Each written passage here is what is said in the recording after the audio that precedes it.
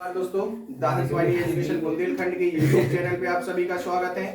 मैं आज और आप यूट्यूब चैनल के माध्यम से एक और दूसरे से रूबरू हुए हैं। मैं आज आपके लिए परीक्षा में 2 महीने पहले परीक्षा की तैयारी कैसे करें जिससे परीक्षा में आपके 100% मार्क्स आए, इस टॉपिक पर बात करेंगे, जिसमें आपके साथ होंगे हंसवाणी कोचिंग क्लासेस के बच्चे। वो आपके सामने अपने टॉपिक रखेंगे और उन टॉपिक पर क्या होगी, हमारी बात होगी। तो फर्स्ट नंबर में बुलाना चाहूंगा सुहानी को, जो यहाँ पे आए और अपने विचारों को रखेंगे। तालियां।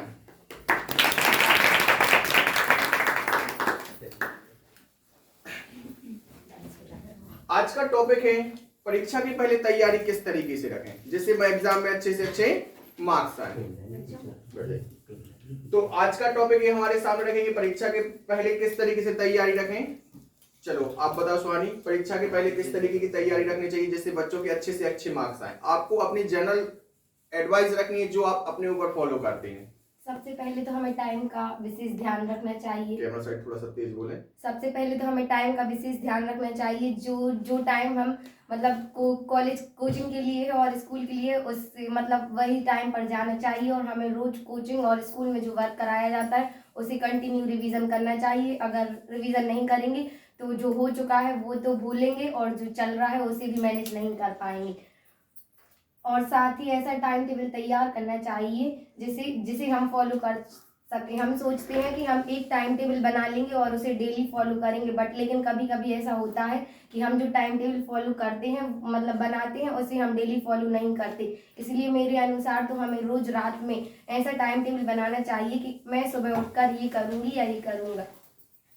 देखो, जैसे यहाँ पे सुहानी ने हमें बताने की कोशिश की, इनने हर एक चीज में एक ही चीज पे फोकस किया, वो क्या है आपका टाइम टेबल। कहने का मतलब ये है कि आपका हमेशा क्या मैनेज होना चाहिए, टाइम टेबल मैनेज होना चाहिए। यदि आप कोई भी काम करते हैं, यदि टाइम टेबल के अनुसार करने की कोशिश करेंगे, तो कहने का मतलब यह है यदि आप टाइम टेबल के अनुसार कोई वर्क करते हैं तो उसका आउटपुट क्या होता है क्या नहीं होता, उसका परिणाम जल्दी से जल्दी कर सकते हैं। और सबसे अच्छी एक चीज और बात है, आप जो टाइम टेबल बना रहे हैं, आप टाइम टेबल लॉन्ग के समय के लिए बनाइए, लेकिन हर सुबह आप एक अपना टॉपिक फिक्स कीजिए कि पर डे के अनुसार हम इस टाइम टेबल को किस तरीके से फॉलो करना है। और उसका एनालिसिस आप पर डे उस इवनिंग टाइम पे भी कीजिए कि हमने उस डे के अनुसार जो अपना टाइम फिक्स किया था उसमें अपना डाटा मैनेज किया है कि नहीं किया, जिससे आप पर डे के टाइम टेबल के अनुसार भी अपने आप को आप मैनेज कर सकते हैं। यदि लॉन्ग समय का टाइम मैनेज करेंगे तो उसमें क्या होगा कि जो आपका एनालिसिस होगा वो लॉन्ग टाइम में जाएगा, क्योंकि लॉन्ग टाइम आपके पास अब बचा नहीं, आपके पास शेष कितने हैं, 2 महीने। तो टाइम टेबल तो आप मैनेज कीजिए, लेकिन उसके अनुसार जो आप टाइम मैनेज करेंगे वो कैसा होना चाहिए,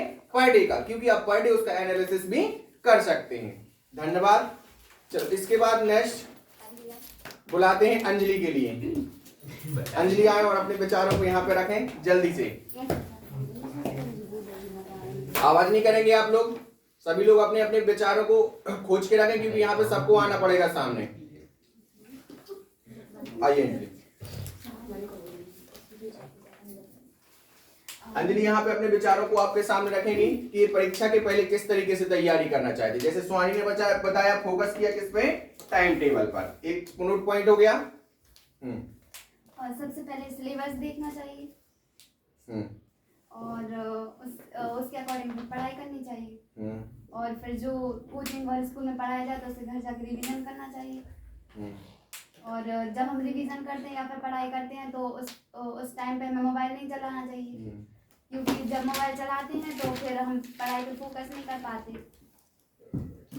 चलो ठीक है, जैसे आपको यहाँ पे बताने की कोशिश करें, बैठी रहिए आप।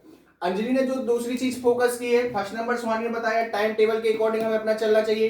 दूसरी सबसे बड़ी चीज है, कहने का मतलब ये होता है आप वर्क कुछ भी कर, जैसे फिजिक्स का लॉ होता है कि आप कहीं पे भी कुछ भी वर्क करें कोई मतलब नहीं रखता, परंतु यदि वो वर्क किसके अकॉर्डिंग हो, आपके डायरेक्शन के अनुसार, तभी जाके आपके कार्य करने का मतलब हो सकता है। तो कहने का मतलब आप कितना भी पढ़ ले, सुबह पढ़ ले, शाम पढ़ ले, टाइम मैनेज कर ले, कुछ भी कर ले, अच्छी चीजें टाइम होना चाहिए, लेकिन उसके साथ साथ आपका 100% आपके पास क्या होना चाहिए, सिलेबस। सिलेबस बोले तो आपको चलने की एक डायरेक्शन, आप विदाउट डायरेक्शन चलेंगे कोई वैल्यू नहीं रहेगी। अर्थात आपके टॉपिक्स हैं, जो सिलेबस है, जो टॉपिक्स आने हैं, जो रिड्यूस कर दिए गए उनको टॉपिक से हटा दो, बाकी जो आपका रिड्यूस सिलेबस है, बाकी जो शेष सिलेबस बचा है, उसको आप जहां पे पढ़ते हैं बैठते हैं वहां पे आपके सामने होना चाहिए, क्योंकि आपके सामने आपका सिलेबस रहेगा, आप उसके अकॉर्डिंग पढ़ सकेंगे, और पढ़ सकेंगे तो जो टॉपिक्स हमारे आने हैं वो जल्दी से जल्दी आपके तैयार हो जाएंगे, क्योंकि अधिकतर बच्चों को यही नहीं पता था एग्जाम में आना क्या है क्या नहीं आना। दूसरी चीज, इन्होंने बहुत अच्छी चीज बात की, रिवीजन की। सब बच्चे आगे बढ़ने की कोशिश करते हैं कि हमें आगे करना है, आगे करना है, आगे करना है, सर ने ये नहीं करवाया, सर ने वो नहीं करवाया। दिसंबर आ गया है, आपके जो 1-1.5 महीने का समय होता है उसमें आपको आगे कुछ नहीं सीखना। मान के चलो जितना आपका 100% सिलेबस हुआ स्कूल में या कम हुआ, तो आप कोशिश करिए पहले दिसंबर तक जो आपका कोर्स हो गया है पहले उसे करो, क्योंकि जो आप पढ़ चुके हो उसी को अपने आप में सॉलिड करना है। उसके देन आपका जब रिवीजन हो जाए तो आगे सीखने की कोशिश कीजिए। नहीं तो अधिकतर मैंने बच्चों को देखा है रिवीजन करते नहीं, बस आगे बढ़ते रहते, आगे बढ़ते रहते। और हमारे बुंदेलखंड में कहावत है आगे पाठ पीछे सपाट, तो उसको फॉलो नहीं होने देना है। धन्यवाद। इसके बाद अपन बुलाते हैं, धन्यवाद। इसके बाद अपन बुलाते हैं उदय। उदय आए और अपने यहाँ पे विचारों को रखें जल्दी से। सभी लोग अपने अपने टॉपिक्स को सोचते रहिए, यहाँ पे सभी के लिए अपनी राय रखनी है ना। आपके सामने है उदय, ये आपके विचारों को आपके सामने रखेंगे। चलो बताओ। पहले तो हमें अपना एक लक्ष्य निर्धारित करना चाहिए। गुड। अपना क्या होना चाहिए? टारगेट फिक्स होना चाहिए। और स्कूल और कोचिंग की पढ़ाई के अलावा एक सेल्फ स्टडी भी करना चाहिए। Self study, good. और पढ़ते रहना चाहिए। चलो अच्छी बात। उदय ने अपने कम समय में बहुत अच्छे वर्डों को यूज किया। जैसे फर्स्ट हमारा क्या है? लक्ष्य। दूसरा क्या है? Self study. जैसे अभी तक जो बच्चे आए सब लोगों ने एक ही चीज फोकस की, स्कूल और कोचिंग। क्या मैं आप लोगों के लिए सामने एक बता दूं, क्या हमारी पढ़ाई के लिए कोचिंग हमेशा जरूरी है? मैंने देखा एक पैटर्न बन चुका, पैटर्न एक स्टाइल बन चुका, लाइफ स्टाइल टाइप से। यदि बच्चा पढ़ रहा है तो वो कहाँ पे जाता है? कोचिंग जाता है 100%। अब एक टाइम टेबल देखा जाए यदि स्कूल के बच्चों का, तो स्कूल को तो टाइम नहीं दे पा रहे, लेकिन फिर भी कोचिंग को मैनेज किए हुए हैं। कोचिंग की बच्चों जरूरत कहाँ पे पड़ती है? हमें एक्स्ट्रा नॉलेज के लिए।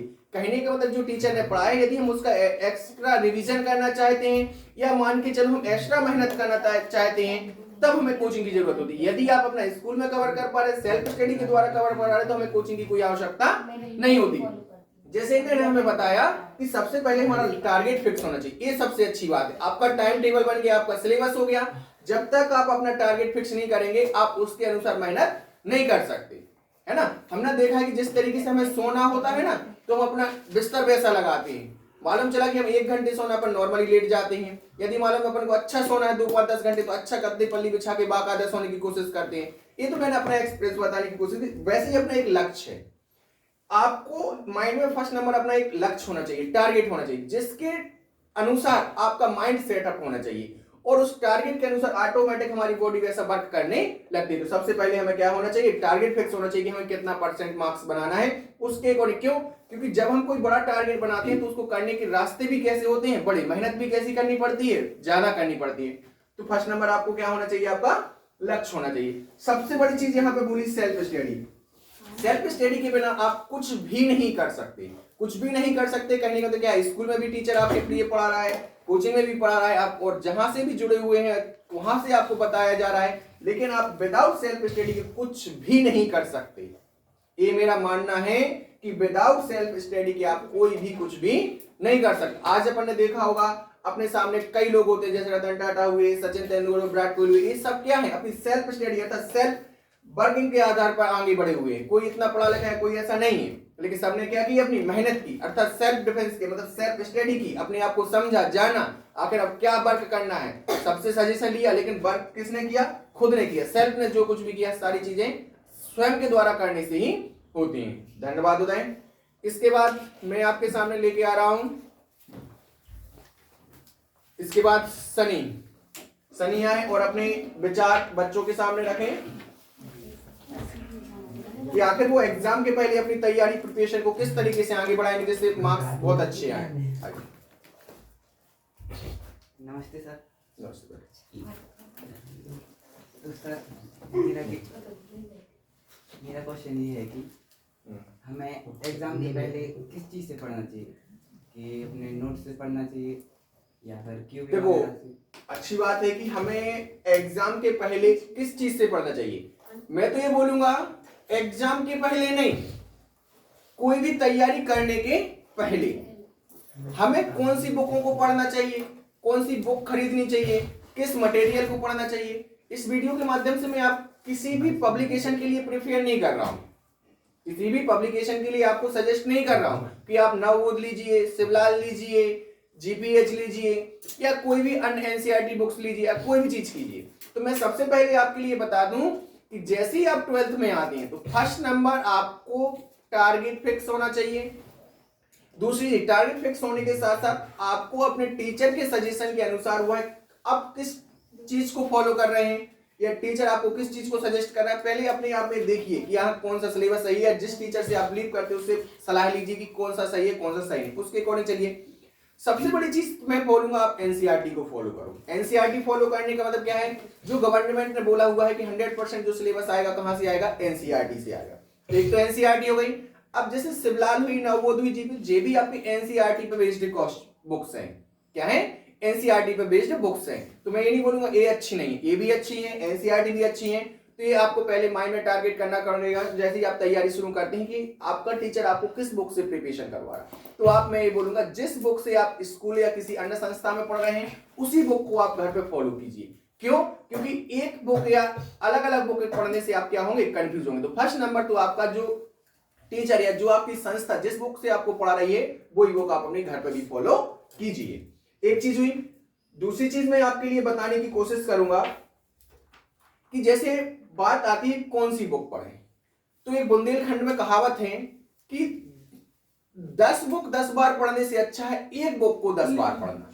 समझ रहे हैं ना, एक सब्जेक्ट की 10 बुकें पढ़ने से अच्छा है एक सब्जेक्ट की एक बुक को 10 बार पढ़ना। क्यों? क्योंकि जब आप एक बुक को पढ़ते हैं एक बार में कुछ गहराई होती है उस बुक की, दूसरी बार पढ़ोगे तो आप उस बुक की और गहराई में पहुंचेंगे, तीसरी बार पढ़ोगे तो और गहराई पहुंचोगे। तो कहने का क्या होता है, मतलब जिस प्रकार से अपन कोई एक रास्ता बनानी होती है, अपन को रास्ता पता नहीं होता, अपन एक साथ चलते हैं, एक कदम के साथ अपन चलेंगे, दूसरा आपके पीछे से चलेगा, तीसरा आपके पीछे चलेगा। यदि आप 4 बार उस रास्ते से निकल गए तो वहां पे क्या बन जाती है, आपके चले गए पगडंडी टाइप से रास्ता बन जाता है। उसी प्रकार एक बुक को बार बार पढ़ने से आपके माइंड में उसकी क्या बन जाती है, रास्ता बन जाता है, जिसको आपको जल्दी से जल्दी फॉलो हो सकती है और वो याद भी हो सकती है। ठीक है, क्या हो गया, आप ही पूरा बोल रहे।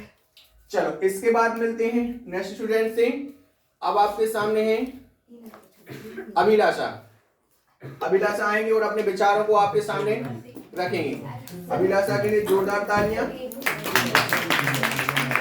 इसके बाद नेक्स्ट स्टूडेंट तैयार रहेंगे अभिषेक अपने विचारों को रखने के लिए, इसलिए अपने विचारों को सर्च करते रहे, खोज ले माइंड में। आइए Abhilasha. Good morning sir. Good morning. ये आपके लिए बताएंगे एग्जाम के पहले किस तरीके से प्रिपरेशन रखेंगे अपनी, जिससे इनके मार्क्स बहुत अच्छे आएंगे। कोशिश करना सभी स्टूडेंट अपने विचारों को कॉपी पे लिख लें। यदि कैमरे के सामने आपके भूल जाते हैं तो अपने विचारों को कॉपी पे लिख के रखें, है ना। चलो बताइए आप। सबसे पहले तो पढ़ते समय टेंशन नहीं लेनी चाहिए। गुड, टेंशन नहीं लेना। और जो भी याद करते हैं तो उसे लिख लिख कर याद करेंगे। गुड, तो रिवीजन लिख के करना चाहिए, लिख के करना है। और सुबह जल्दी उठना चाहिए। चलो सुबह जल्दी उठना चाहिए।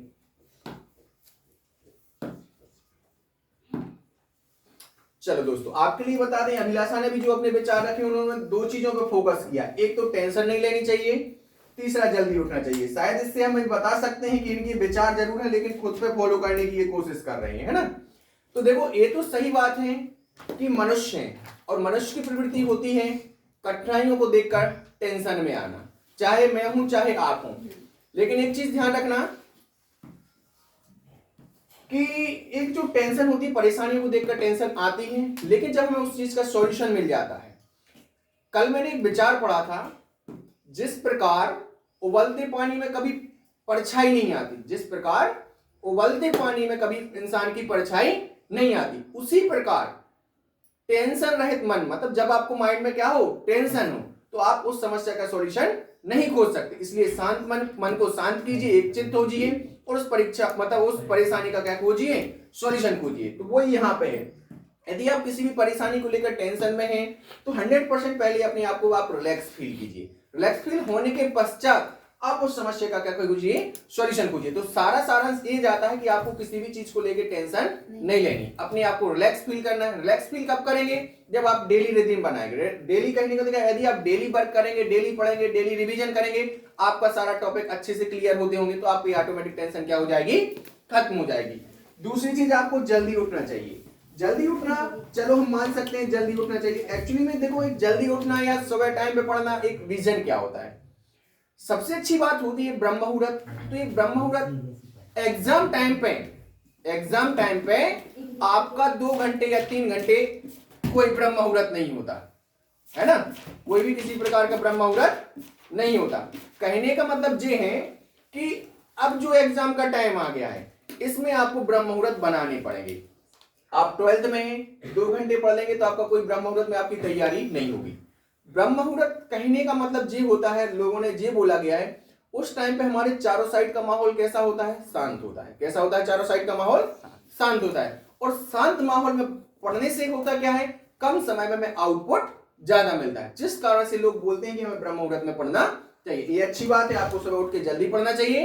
लेकिन एक चीज मेरी ही मान के रखना, आपको ब्रह्म मुहूर्त में पढ़ने के साथ साथ अपने नए नए ब्रह्म मुहूर्त बनाने पड़ेंगे। कि आपको शाम के टाइम भी 3-4 घंटे पढ़ना है, सुबह टाइम ब्रह्म मुहूर्त पर पढ़ना ही पढ़ना है, दोपहर के टाइम में भी पढ़ना है। तो कोशिश करना, एक तो प्रकृति ने दिया है हमें ब्रह्म मुहूर्त, और कुछ मुहूर्त आपको अपनी तैयारी के अकॉर्डिंग भी आपको मुहूर्त अपने बनाने पड़ेंगे। धन्यवाद अभिलाषा। इसके बाद आपके सामने है अभिषेक, मार्कर दो है तुम। इसके बाद आपके सामने अभिषेक अपनी परीक्षा की राय आपके सामने रखेंगे कि किस तरीके से अपनी तैयारी रखेंगे। चलो अभिषेक, अपने विचारों को सभी के सामने रखिए कि आप अपने एग्जाम की तैयारी किस तरीके से रखना चाहते हैं। सबसे पहले तो हमें अपना टाइम मैनेज करना आना चाहिए कि टाइम कैसे मैनेज करें। टाइम मैनेज, हाँ, फिर उसके बाद अपन को पहले ये देखना चाहिए कि सबसे इम्पोर्टेंट नोट्स कौन से हैं, नोट्स बनाने चाहिए इम्पोर्टेंट नोट्स। फिर सबसे पहले वो नोट्स पढ़ने चाहिए जो सबसे ज़्यादा इम्पोर्टेंट है, उससे थोड़ा कम इम्पोर्टेंट वाले पढ़ने चाहिए। गुड। ताकि वो अच्छे से याद हो सके। क्या आप एक चीज हमें बता सकते हैं, आपने कितने प्रकार के नोट्स बनाए? इम्पोर्टेंट है, उससे थोड़ा कम इम्पोर्टेंट है। देखो मैं आपके लिए बता दूं, इनका कहने का सेंस ये है कि हमारे जो नोट्स हैं, ऐसा नहीं कि कोई भी स्टूडेंट 2 प्रकार के, 3 प्रकार के या 4 प्रकार के नोट्स बनाए।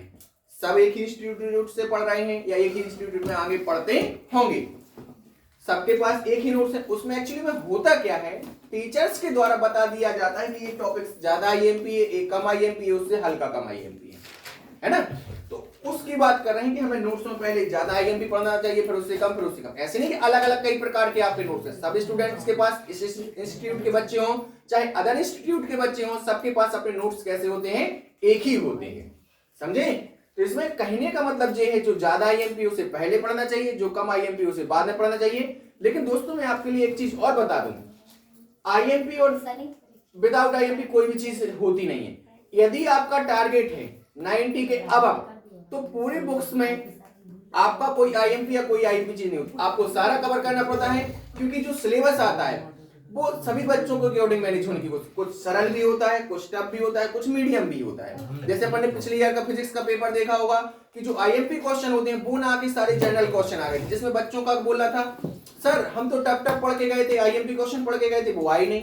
तो हाँ, ये चीज ध्यान रखना, कभी कभार सारे आईएमपी क्वेश्चन डाल देता है। और सबसे बड़ी चीज होती है एग्जाम में टफ या सरल का होना। यदि हमसे पेपर बनता है तो एग्जाम सरल है, यदि हमसे पेपर नहीं बनता तो एग्जाम कैसा हो जाता है, टफ। कितने से कितना सड़ा से सड़ा पेपर क्यों ना हो, यदि हमसे नहीं बनता तो हम क्या बोलते हैं, वो एग्जाम कैसा था, टफ था। यदि हमसे पूरा एग्जाम बनता है, कितना भी टफ क्यों ना, तो हमें कैसा लगता है, सरल। ये मनुष्य के ऊपर है, अपने ऊपर खुद डिपेंड करता है कि एग्जाम पेपर टफ होना है कि सरल। तो सबसे पहले अच्छी चीज बताई आपने कि आपके अकॉर्डिंग आपने जो सोच के रखा है कि ज्यादा आईएमपी कम आईएमपी, तो हमें इस तरीके की तैयारी रखनी चाहिए। गुड। और दूसरा इन्होंने बोला है टाइम मैनेजमेंट। सबसे अच्छी चीज टाइम मैनेजमेंट को आपको लेके मैं बता दूं कि टाइम मैनेजमेंट बहुत आईएमपी। किस तरीके से? एग्जाम में आपके पास 3 घंटे का समय होता है। कितने घंटे का समय होता है? 3 घंटे का समय होता है। और कुछ जो बच्चे होते हैं 3 घंटे में, कितने घंटे में? 3 घंटे में अपने एग्जाम को नहीं कर पाते। जैसे हुआ आपका हिंदी का पेपर, जैसे आपका हुआ मैथ्स का पेपर, जैसे आपका हुआ फिजिक्स का पेपर। अधिकतर बच्चों को इन सब्जेक्टों में लिखने के लिए टाइम कैसा पड़ जाता है? कम। क्योंकि ये सब्जेक्ट वो होते हैं, इनको आप क्वेश्चन को बढ़ा भी सकते हैं और घटा भी सकते हैं। मैंने अधिकतर देखा है बच्चों के साथ, अभिषेक मैं आपको बता दूं कि जैसे मान के चलो 3 नंबर का क्वेश्चन आया, उसमें डिफरेंट आए 3 नंबर के लिखने के लिए, तो बच्चे क्या करते हैं, छोटी छोटी लाइनें, 3 जो सबसे छोटी छोटी लाइन वाले होते हैं उनको 3 अंतर को लिख दिया, तो इसमें आपको 3 मार्क्स नहीं मिलेंगे।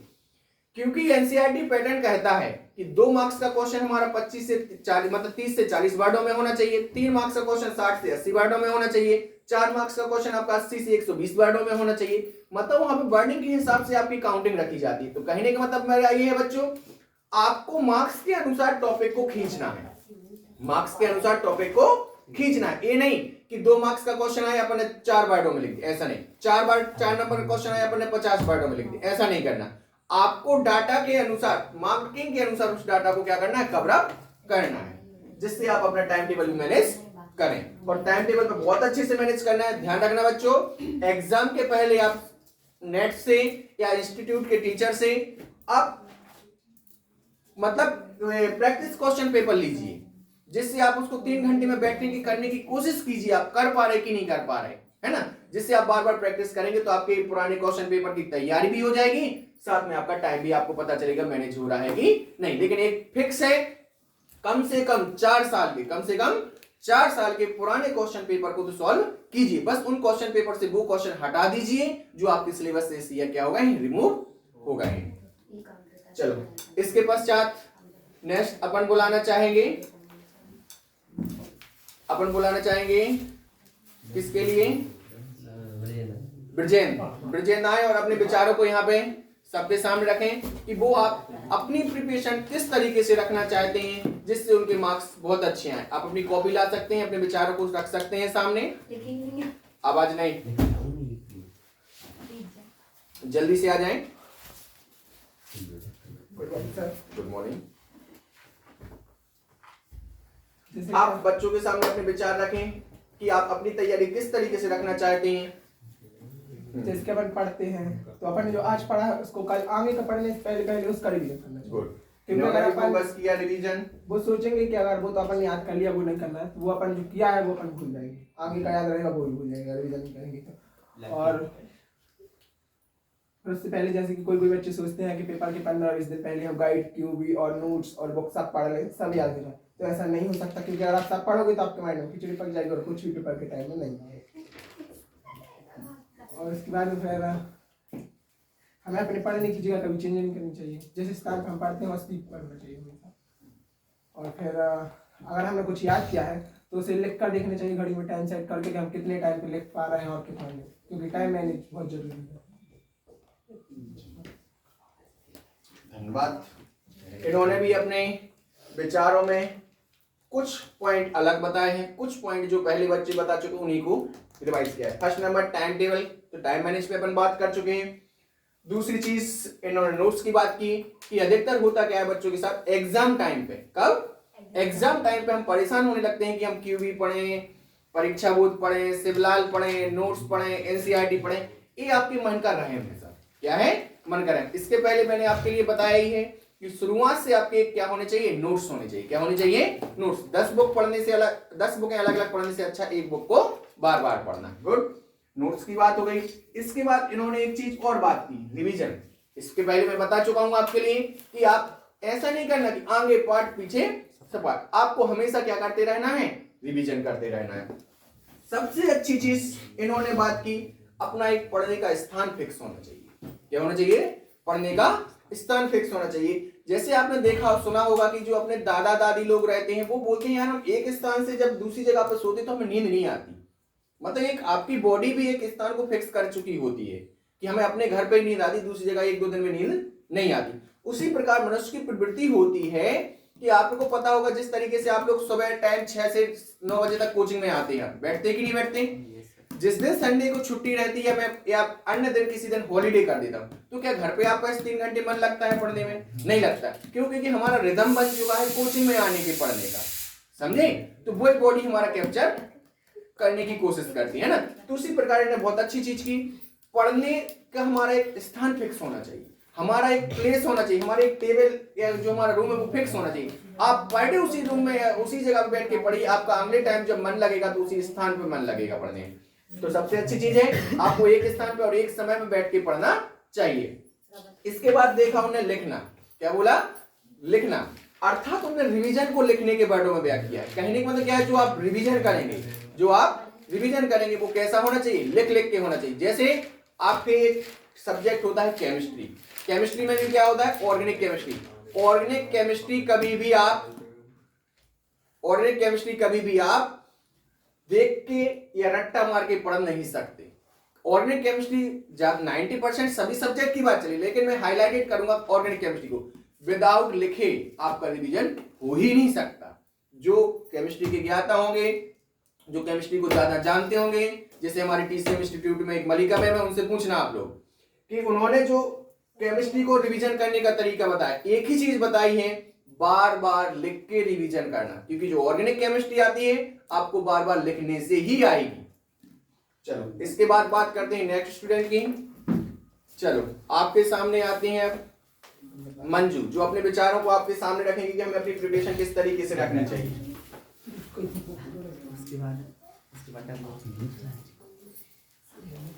आवाज नहीं करेगा कोई भी बच्चा? Good morning. चलो मंजू आपके सामने अपने विचारों को रखेंगी कि वो अपनी 12th क्लास की तैयारी किस तरीके से रखेंगी जिससे इनके मार्क्स बहुत अच्छे से आए एग्जाम में। मैं एकाग्र होकर पढ़ाई करनी गुड, चाहिए एकाग्र। और हमें कोचिंग और स्कूल पर ही डिपेंड नहीं रहना चाहिए, हमें स्वयं भी पढ़ाई करना गुड, चाहिए सेल्फ स्टडी करनी चाहिए, एक जगह डिपेंड नहीं होना। और जो पढ़ाया जाता है उसे रिवीजन करना चाहिए और लिख लिख के याद करना चाहिए। लिख के रिवीजन करना चाहिए, लिख लिख के करना। इन्होंने भी अपने पॉइंटों में एक ही चीज की, सेल्फ स्टडी सबसे आईएमपी टॉपिक्स है, आपको सेल्फ स्टडी ही करनी चाहिए। विदाउट सेल्फ स्टडी के आप कुछ नहीं कर सकते, क्योंकि एक ही छत के नीचे एक ही इंस्टीट्यूट में सबके लिए एक सा पढ़ाया जाता है। परंतु कुछ बच्चे होते हैं जो टॉप मारते हैं, कुछ बच्चे जो होते हैं मीडियम रहते हैं। तो जो बच्चे टॉप मारते हैं 100% वो घर पर जाके क्या करते हैं? अपनी सेल्फ स्टडी करते हैं। दूसरा इन्हें बोला रिवीजन करना चाहिए, और वो भी रिवीजन कैसा करना चाहिए? लिख लिख के रिवीजन करना चाहिए। तीसरा पॉइंट इन्हें फर्स्ट नंबर जो सबसे अच्छा पॉइंट बोला, एकाग्र होकर पढ़ना चाहिए। मतलब हमारे बुंदेलखंड की जो कहावत है उसको फॉलो नहीं करना है कि प्रेजेंट बॉडी डिस्टर्ब माइंड। कहने का मतलब बैठे तो इंस्टीट्यूट में, घर पे पढ़ रहे हैं, लेकिन आप सोच कहीं और करें। ऐसा पढ़ने से अच्छा है कि आप बिल्कुल ना पढ़ें। समझ रहे हैं? इसलिए पढ़ने के पहले आपको एकाग्र होना चाहिए, चिंतन करना चाहिए, क्या हम वहां पे बैठे हैं जहां पे हम पढ़ने के लिए बैठे हैं, हमारा मन वहां पर स्थिर है। तो फर्स्ट नंबर आपको बैठने के पहले अपने आप में सोचना चाहिए, हमारे माइंड में जो चीज चल रही है उसको सब रिमूव करके ओनली फोकस करना चाहिए पढ़ने के लिए, क्या हम पढ़ रहे हैं। ये चीज ध्यान रखना। सबसे अच्छी चीज है आपको एकाग्र होकर पढ़ना चाहिए। जिस तरीके से मूवी देखने जाते हैं, मूवी देख के आते हैं तो अपन घर पे आके पूरी मूवी दिखा देते कि हाँ ऐसा ऐसा था, ऐसा सीन था, इसने ये कपड़े पहने थे, ऐसा हुआ था। मतलब वहां पे जो मूवी देखते हैं वो 100% एकाग्र होकर देखते हैं। उसी प्रकार में पढ़ना भी कैसा चाहिए? एकाग्र होकर पढ़ना चाहिए। चलो धन्यवाद मंजू। इसके बाद अपन बुलाते हैं डमरू के लिए, जो आएंगे और अपने विचारों को यहाँ पे सबके सामने रखेंगे। धन्यवाद। आइए जल्दी आइए। मुस्कान, मुस्कान अपने विचारों को आपके सामने रखेंगे। ये हमारे सुंदरलाल स्कूल की छात्रा हैं, सुंदरलाल श्रीवास्तव। इसके पहले जो आपको बच्चे सामने आए वो गवर्नमेंट स्कूल से बच्चे थे, कुछ हुकुमचंद स्कूल के बच्चे थे। अब हमारे सुंदरलाल स्कूल की मुस्कान। Good morning. चलो आप अपनी तैयारी किस तरीके से रखना चाहते हैं जिससे आपके एग्जाम में बहुत अच्छे मार्क्स आए? हमें तो पहले टाइम मैनेज करना चाहिए जिससे Good. हम पढ़ सकें। टाइम और मैनेजमेंट। हमें मतलब एक पढ़ने के लिए जैसे बोर्ड क्लासों के लिए अलग से रूम होना चाहिए जिसमें वो डिस्टर्ब ना हो। चलो गुड, ऐसा जगह होनी चाहिए जहाँ पे डिस्टरबेंस ना हो। फिर जो भी याद करो, फिर जो कठिन सब्जेक्ट हो आपको वो बाद में पढ़ना चाहिए जिससे आपका टाइम मतलब पढ़ने में मन लगे। गुड। और जो कठिन है उसको बाद में पढ़ना चाहिए। देखो यहाँ पे इन्होंने अपने विचारों में दो चीजें बच्चों की कॉमन रखी। एक चीज इन्होंने बहुत अच्छी चीज बोली, पीछे वाले बच्चे गड़बड़ नहीं करेंगे, पिट जाएंगे, फिर दोबारा नहीं बोलूंगा अब मैं। फर्स्ट नंबर इन्हें एक बार बात की, टाइम मैनेजमेंट होना चाहिए। क्या होना चाहिए? Time management. टाइम मैनेजमेंट के बारे में पहले बता चुका हूँ, जगह के बारे में भी बता चुका हूँ कि अपने पढ़ने का एक स्थान प्लेस फिक्स होना चाहिए। तीसरी चीज इन्होंने बात की कि आपको पढ़ने के पहले कठिन सब्जेक्ट को बाद में पढ़ना, सरल सब्जेक्ट को पहले पढ़ना, जिससे आपका माइंड में एक रिदम बन जाए, रूटीन बन जाए पढ़ने का। ये चीज होती है।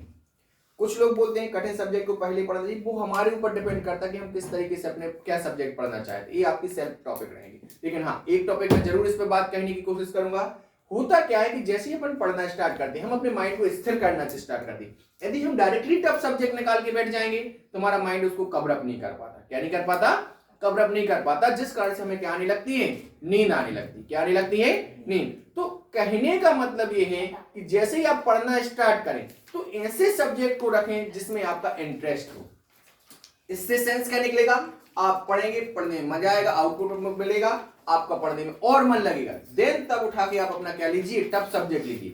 आपको मैं ये नहीं बोला कि कोई भी सब्जेक्ट छोड़ना है, वो आपके ऊपर डिपेंड करता है, आपको सरल, टफ या कौन सा कैसा सब्जेक्ट लगता है। तो पढ़ना जब आप स्टार्ट करते हैं तो ऐसा सब्जेक्ट पढ़िए जो इंटरेस्टिंग होता है आपको, जिससे आपको पढ़ने में क्या आए? मजा आए। जैसे ही मजा आने लगे, आपका एकदम रूटीन टाइप से बन चुके, तो आप हर एक सब्जेक्ट को उठा सकते हैं। धन्यवाद। चलो, इसके बाद अब बुलाते हैं अपन अनुराधा के लिए कि अपने विचारों को आपके सामने रखें, किस तरीके से आपकी तैयारी रखें जिससे इनके मार्क्स बहुत अच्छे से अच्छे आए। ध्यान रखना बच्चों, ये नॉर्मल मजाक नहीं चली, आपको यहाँ पे अपने विचारों को रखना ही रखना है कि आप किस तरीके से प्रिपरेशन करेंगे। ये वीडियो आपके लिए बहुत हेल्पफुल होगा कि आप बार बार देखेंगे, मोटिवेट होंगे कि आखिर कई लोगों ने किस तरीके के विचार आपके सामने रखे, और बाकी बच्चों के लिए बहुत हेल्पफुल होगा। Good morning. सबसे पहले हमें पढ़ाई को मजाक में नहीं लेना चाहिए, Good. सीरियसली पढ़ाई करनी चाहिए। सीरियसली बात नहीं। और हम जिस सब्जेक्ट में वीक हैं सबसे ज्यादा, उसे हमें ज्यादा से ज्यादा पढ़ना चाहिए। गुड। और हमें पढ़ाई को कभी कल के भरोसे नहीं छोड़ना चाहिए। गुड। इन्होंने अपने एग्जाम मतलब अपनी तैयारी में बहुत अच्छी चीजें बताई। फर्स्ट नंबर, हमें किसी भी सब्जेक्ट को या किसी भी चीज को लेके मजाक में नहीं रहना। ये हमारी 12th की क्लास की बात होती है। ये 12th हमारे जीवन का आधार होता है। कहने का मतलब क्या है? 12th के बाद जो आप आगे की पढ़ाई रखते हैं उसमें 12th सबसे महत्वपूर्ण भूमिका रखता है। तो 12th क्लास को आपको मजाक में नहीं लेना, मतलब हमें सीरियसली पढ़ाई करनी है। तीसरी चीज इन्होंने बताया, हमें कोई भी चीज कल के भरोसे नहीं छोड़नी चाहिए। मतलब आज जो पढ़ना है वो आज ही पढ़ना है, कल के भरोसे नहीं छोड़ना चाहिए। कहने का मतलब क्या है कि जो इंस्टीट्यूट में या जो आपके स्कूल में जो आज पढ़ाया गया है उसे आज ही कवर अप करना है। क्यों? क्योंकि कल आप कवर करोगे वो टाइम ज्यादा लेगा। बच्चों, मैंने अपने टाइम में या अभी भी मैं पढ़ता हूं तो मैंने अभी एक चीज देखी कि जो चीज में एक बार मतलब आपने कहीं पे यूट्यूब से या कहीं से भी समझने की कोशिश की, यदि आप उसका रिवीजन उस 24 घंटे के अंदर यदि आप कर रहे हैं तो वो चीज आपको जल्दी से जल्दी कम समय में कवर अप हो जाती है। यदि आप जो आपके इंस्टीट्यूट में टीचर ने पढ़ाया उसको 24 घंटे के बाद नेक्स्ट अगले टाइम पे उसको कवर अप करने की कोशिश करेंगे तो 100% वही चीज आपको 2 गुना समय लेगी। इसलिए मैं बोलूंगा कि आपके इंस्टीट्यूट में जो चीज आपको पढ़ाई है उसे जल्दी से जल्दी क्या करें? कवर अप करें। धन्यवाद।